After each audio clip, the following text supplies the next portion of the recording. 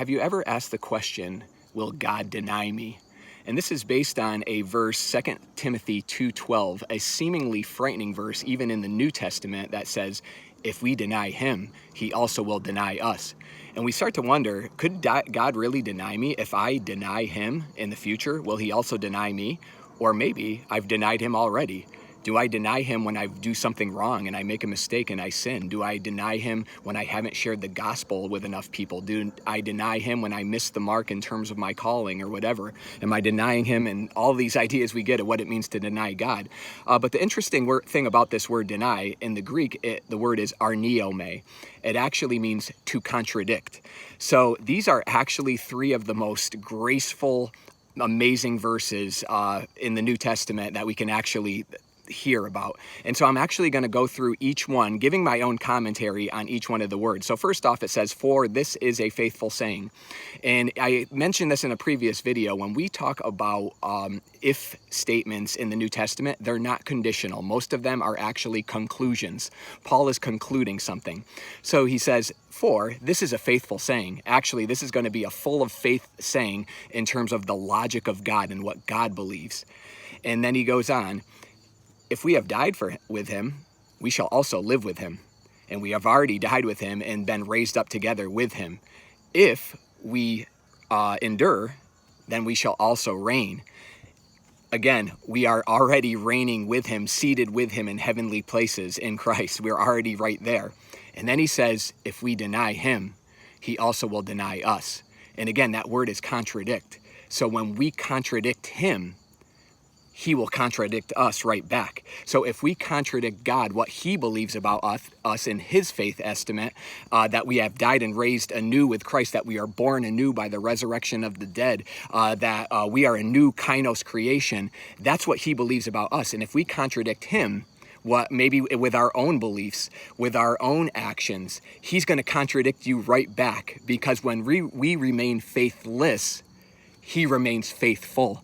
He remains full of faith about you. He knows who you are. He knows the calling on your life and the destiny that you have on your life. He knows ontologically who you are, that you were made in the image of God, and he's full of faith about you. He's fully persuaded about you. And that's what that verse actually means. And it says he cannot deny himself. He cannot contradict himself. He actually believes in his faith that something actually happened on behalf of his son, and that his son actually accomplished something. And so this is actually three of the most graceful verses saying that even when we are faithless and we can't believe and we're having negative thoughts about ourselves, or we're feeling like we failed and we remain faithless, he still remains faithful. He still knows who you are. And we see this with Peter. Peter's original name was Simon Bar-Jonah, which means reed. A reed is very wishy-washy, and that certainly is what Peter was like. I mean, one second he's getting revelations from God, and in the same conversation he gets revelation from Satan. And one second he's cutting off the servant of the high priest's ear, and then he's denying God before a little girl. So let's look at Peter actually in a few instances. Simon Bar-Jonah, he says, no, that's not who you are, Peter. You're a rock.